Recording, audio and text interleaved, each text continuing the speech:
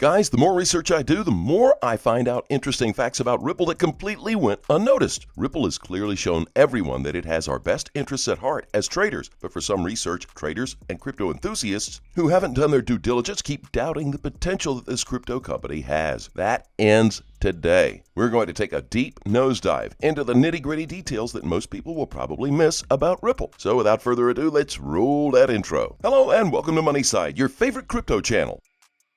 If you are new here, hit that subscribe button and turn on notifications so you get updates when we drop new videos. To my MoneySide gang, welcome back. Don't forget to smash that like button if you find this video informative and comment in the section below. This video is worth sharing but has very little to do with Ripple but affects the whole cryptocurrency community in general. There was a conference call that highlighted the reason for mass adoption of cryptocurrencies, especially DeFi. Currently, fiat is a risky place to put your money, and that's why most people are running to cryptocurrencies, while others are in it because of the features, for instance, NFTs. In truth, NFTs have given most creatives a platform to exercise their imagination and actually monetize it. Now, everyone wants a piece of the cake, and that's led to the mass adoption that's happening globally. According to this tweet that was shared by BlackBerry XRP, the world thinks that XRP is a currency, which means NetBurn has been watching our videos. And we already know what will happen next. In truth, XRP isn't a currency, but a crypto. What the SEC is trying to do is mount a case against Ripple regarding the sale of XRPs during its launch. That doesn't mean the whole crypto now has become a currency. No sirree. Unfortunately, the SEC has constantly refused to share documents that highlight how they came up with the idea that XRP is a security and Bitcoin and Ethereum are not. The only reason that they are holding off such documents is because they have a lot to hide from the general public, which shouldn't be the case. The SEC was formed to protect the citizens and not to hide information from them.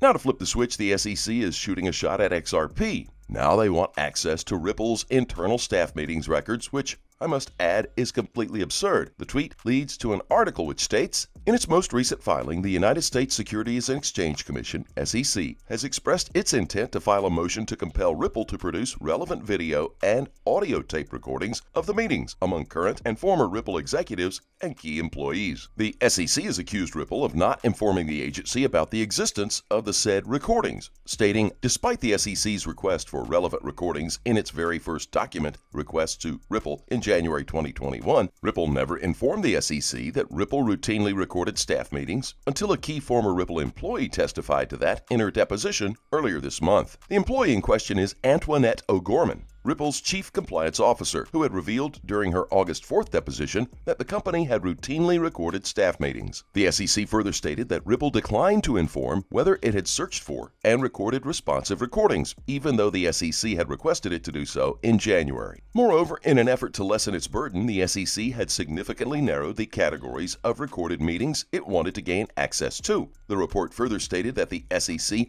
also tried to obtain the recordings without the court's involvement, but to no avail. It has accused Ripple of failing to produce or reveal the existence of these recordings even though they were asked to when discovery began. Ripple has agreed to produce the recordings that the SEC has demanded, but under certain conditions. Firstly, the company wants this to be the end of the parties' discovery-related disputes concerning Ripple's recordings. More interestingly, though, it wants the SEC to forfeit its right to seek the production of any additional recordings that it might learn of in the future. This would include the upcoming depositions of Ripple top executives, including CEO Brad Garlinghouse and co-founder Chris Larsen. To this, the SEC responded in its filing. Given that Ripple has not produced a single recording to date, Ripple should not be permitted to condition its compliance with its discovery obligations on the SEC's forbearance of the right to seek documents that the SEC does not yet know of, through no fault of its own. Another tweet also highlights what's currently happening with the SEC. It states, retweet follow SEC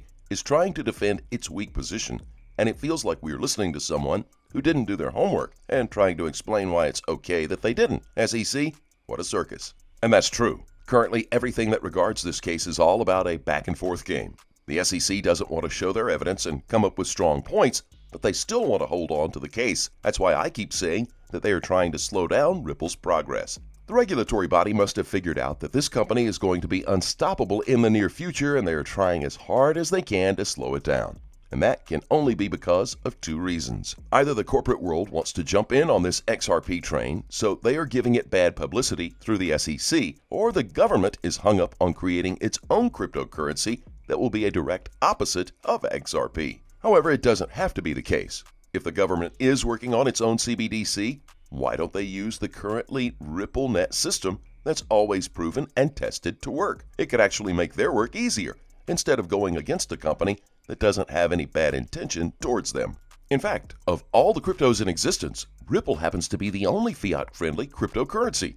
That's because it acts as a bridge currency between the fiat and crypto world, which will eventually lead the future economic world into a new age where crypto and fiat are not trying to wipe each other out. Yes, you heard that right. All in all, as much as the SEC is trying its level best to slow down Ripple, its reach doesn't go beyond the US borders.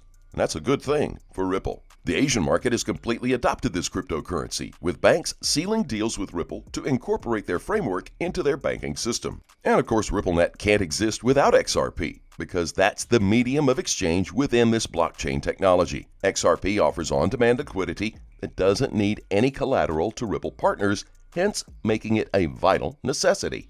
So the idea that RippleNet can exist without XRP is completely flawed. An article published on Cointelegraph.com highlights what is currently happening in the Asian markets. United Kingdom-based multinational banking firm Standard Chartered has launched a blockchain-powered trade finance platform through a joint venture with Chinese supply chain finance technology provider LinkLogis, dubbed Olia. The platform will aim to meet the needs of institutional investors that are seeking opportunities in an alternative asset class, with businesses requiring supply chain financing. According to a report from the Korean Herald published on Monday, the joint venture operating the platform will be headquartered in Singapore, where Ning from Standard Chartered's SE Ventures will lead as its CEO. Letitia Chow, Vice Chairman and Chief Risk Officer of LinkLogis, will serve as Deputy CEO. Standard Chartered became LinkLogis' first global bank investor in 2020, 1 year after the two entities had signed a memorandum of understanding to jointly explore and develop solutions for the supply chain finance ecosystem. The bank has previously worked with China-based fintech leaders that include Alipay owner Ant Group, whose Ant Chain-based global trade platform, Truspel, has been used by Standard Chartered, Citi, DBS Bank, Deutsche Bank, and many others. This blockchain trade with the Chinese will aim to help meet the need of supply chain financing, which will eventually change the game of the economic structure in both worlds. That means after a few years or even months, the current challenges in the trade market will soon be non-existent, thanks to the blockchain infrastructure and RippleNet. That's the fact, and this coin is headed straight to the moon once the SEC gives it room to breathe. Time now to take a look at the technical analysis. If we look at a monthly chart, stochastic RSI, take a look at the past price, and stochastic RSI on the monthly time frame. Whenever we cross, XRP skyrocketed between 14 and 76 times. We just crossed again. RSI level 53 on the monthly has been strong support and resistance boxes the past 7 years. We just bounced off level 53 again, also highly oversold. In July, the monthly candle just created a bullish hammer candle, could even count as a dragonfly doji. Both signals capitulates by sellers to form bottom and price reversal. The main difference between the two is that the dragonfly doji opens and closes at the same place. A hammer, on the other hand, opens lower and closes slightly below the opening price. Please keep in mind, we're not a licensed financial advisor. All videos on this channel are intended for entertainment purposes only. Tell us what you think in the comment section below. Let's have a conversation. Thank you as always for watching. Don't forget to like this video and to click on that subscribe button. Turn on notifications. That way you get informed whenever we post our amazing content. Thanks again. We'll see you in the next video.